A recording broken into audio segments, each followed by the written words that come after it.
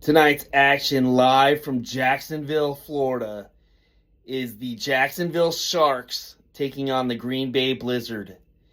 The Jacksonville Sharks are reeling and desperately need a victory tonight against the Green Bay Blizzard to go into the playoffs on a hot note.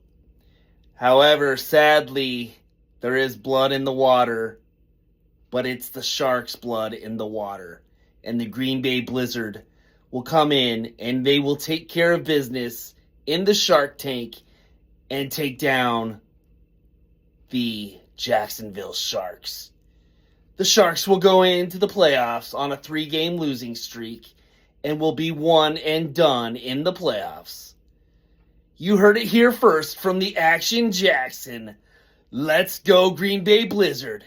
It's going to be really cold in the arena.